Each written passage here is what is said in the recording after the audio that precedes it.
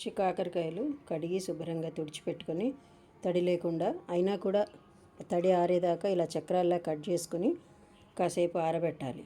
కొంచెం కూడా తడి లేకుండా చూసుకొని, నేను నువ్వు నూనె వాడతానని తెలుసు కదా, నువ్వు పప్పు నూనె ఈ కొంచెం కాగిన తర్వాత ముక్కలు కొద్ది కొద్దిగా వేసి వేయించాలి.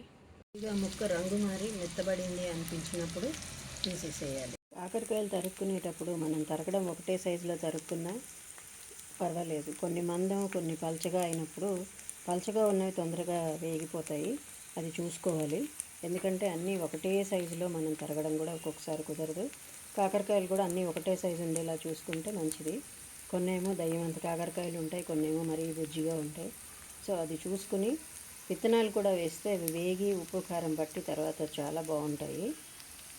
ఊరగాయలాగే తగినంత ఉప్పు, కారం, పసుపు, ఆవపిండి 1 స్పూన్, మెంతి సగం స్పూను వేసుకొని కలుపుకోవాలి నూనెసి. అయితే దీనిలో మిరాకిల్గా దేనిలో వేయింది ఒకటి ఉంది స్పెషల్, అదే బెల్లం పొడి. దానివల్ల తీపి ఏమీ అవ్వదు, కొంచెం టేస్ట్ బాగుంటుంది. అసలు వేసినట్టు కూడా ఎవరికీ తెలియదు. చల్లారిన కాకర ముక్కలన్నీ ఒక దానిలో వేసి కలిపి పెట్టుకున్న నూనె, ఆవపిండి, ఉప్పు, కారాలన్నీ కలిపే శనగపప్పు, ఆవాలు, జీలకర్ర, కొన్ని మెంతులు, వెల్లుల్లిపాయ, ఎండుమిరపకాయలు వేసుకొని పోపు వేసుకొని కలపడమే. ఆఖరణ కొంత నిమ్మకాయ పిండాలి. నిమ్మరసం పిండేసుకొని 2 రోజులు ఊరబెట్టాక తింటే బ్రహ్మాండం.